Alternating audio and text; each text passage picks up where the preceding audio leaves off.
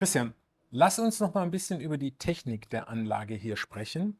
Wir haben ja hier die Laser-in-Vakuum-Anlage und wir schauen uns einfach mal die Technik an, die hier verbaut ist, die du nutzt in deiner Doktorarbeit. Vielleicht erklärst du uns einfach ein paar Komponenten, sodass der Zuhörer hier erkennt, welche Features du nutzt. Ne? Ja, sehr gerne. Also klar, wir haben hier unsere kompakte Laserstrahlschweiß- und Vakuumanlage mit der Vakuumkammer selbst hier. Dann hier oben sieht man die Optik. Die Optik ist verbunden mit bei uns hier am ISF entwickelten Optikschutzsystem. Mit dem lässt sich das Laserschutzglas, das zum Einkoppeln der Laserstrahlung in das Vakuum genutzt wird, schützen vor Kontamination. Dann sieht man hier schon die gelbe Faser sozusagen, die ist jetzt aktuell verbunden mit einem 500 Watt Laser von IPG, auch sehr kompakt eingebaut. Wir haben aber die Möglichkeit, dank des Multiplexers, der auch mit der Anlage verbaut ist, bis zu 4 Laser zu verbauen und können auch unseren größeren Trumpflaser, der bis zu 16 kW kann, auch anschließen und zum Schweißen nutzen. Da würde ich gerne ganz kurz einhaken. Ich Ja. weiß, ihr hattet letzthin ein tolles Projekt. Da seid ihr mit einem 40 kW Laser in diese Anlage hineingegangen und habt was geschweißt. Ja, also da haben wir auch Aluminium und auch sowie auch Stahl geschweißt und haben dann auch so einen, sagen wir mal, einen Weltrekord aufgestellt von bis zu 110 Millimeter Einschweißtiefe, Wow. das wir geschweißt haben. Also man kann auch größere Laser damit verbinden. Genau, ist alles möglich. Also wir sind ein Forschungsinstitut, wir können alles machbar machen. Und die Anlage hat natürlich, weil sie eine vergleichsweise kleine Anlage ist, natürlich ein bisschen Kontamination abbekommen. Ja. Die hat dann auch entsprechend, sagen wir mal, einen Reinigungszyklus hinter sich nachgezogen, aber sehr beeindruckend. Man kann auch mit so einer kleinen Anlage große Dinge machen. Ne? Ja, auf jeden Fall. Also man sieht hier an der Seite, sieht man unseren bisher genutzten Tisch, der jetzt auch mit der Upgrade sozusagen nochmal in Revision gegangen ist. Wir können hier ein XY-Verfahren, haben zusätzlich noch eine Rotationsachse, also gerade für kleinere Bauteile, die wir halt schweißen wollen, ist der immer super in Gebrauch. Lässt sich auch relativ einfach einbauen. Also wir können diesen kleinen Tisch, sag ich mal, innerhalb 10 Minuten in die Vakuumkammer einbauen und den neuen Tisch sozusagen wieder ausbauen. Also eine sehr modulare Sache. Ja. Und den neuen Tisch, den schauen wir uns jetzt mal an. Machen wir mal einen Blick in die Anlage rein. Genau, das ist sozusagen unser neuer XYZ-Tisch plus Rotation. Also wir können diesen Tisch in XY-Verfahren, können auch in der Höhe verfahren, plus die obere Platte nochmal rotieren. Der ganze Tisch ist wassergekühlt. Das ist halt, gibt uns natürlich wahnsinnig viel Freiheitsgrade für die additive Fertigung. Also gerade dafür ist eigentlich auch dieses Upgrade gekauft worden. Okay.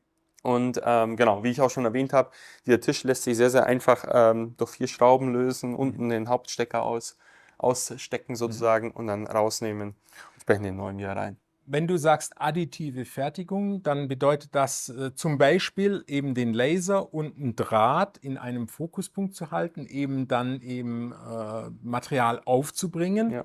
und dann eben, wenn die erste Ebene aufgebracht wurde, den Tisch runterzufahren, um mit die nächste Ebene aufzubringen. Ne? Deswegen braucht man den die Z-Höhe, Genau, die genau. Höhenverstellung. Ne? Damit wird das realisiert auf jeden Fall. Genau, Ja. dafür ist dieses dann.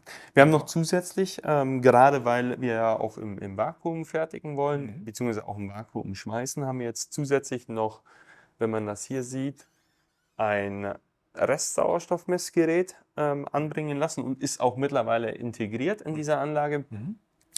Mit dem können wir den Restsauerstoff des Vakuums sowie auch in der Atmosphäre messen, weil wir ja ständig mit Argon nachströmen sozusagen und mit Schutzgas können wir sozusagen den Restsauerstoffgehalt regeln. Wir haben auch die Möglichkeit, dank der Software, dass wir den Restsauerstoffwert abfragen können. Das heißt, ich kann sagen, okay, ich warte, bis dieser Restsauerstoffwert sozusagen bei, sagen wir, 100, 200 RMR ppm ist und dann fangen die Schweißungen an. Also Das heißt, ihr habt hier die Möglichkeit, den Prozess wieder etwas besser zu kontrollieren, um eben bei sauerstoffsensitiven Schweißungen oder eben auch beim additiven Fertigen dafür zu sorgen, dass dieser Prozessparameter kontrollierbar bleibt. Ja, auf jeden Fall. Also gibt uns die Möglichkeit, zum einen dass wir das kontrollieren können, zum anderen natürlich auch den Prozess nochmal besser verstehen. Wenn sich irgendwas ändert, können wir die ganzen Variablen anschauen, mitlocken und da, sage ich mal, den Schweißprozess besser verstehen. Ich habe hier noch ein weiteres nettes Feature gesehen hier drin. Da ist eben hier Thermoelemente habt ihr hier drin. Die nutzt ihr eben, um Temperaturmessungen zu machen. Genau, also wir haben natürlich sämtliche Flanschanschlüsse, jetzt hier auch Temperaturmessungen, die wir machen können. Da ist auch integriert hier eine Schnittstelle mit der Software, wo man halt entsprechend die Schnittstellen abfragen kann. Also man kann auch die Temperatur jetzt beispielsweise abfragen, mitlocken. Das funktioniert auch. Gibt uns auch natürlich für die Zukunft noch andere Möglichkeiten. Da haben wir natürlich selbst wirklich viel Freiheitsgrade bekommen durch diese Anlage hier am Institut. Ja. Und durch die noch übrig gebliebenen Flansche habt ihr auch die Möglichkeit, zum Beispiel optische Experimente durchzuführen oder auch mit einer Videokamera zu gucken, was passiert im Prozess. Genau, das hat auch bereits vorher schon stattgefunden, Schlierenaufnahmen vom Prozess etc. Genau, Spektroskopieaufnahmen können alles gemacht werden. Da sind wir relativ frei durch die vielen Flanschanschlüsse. Ja. Okay.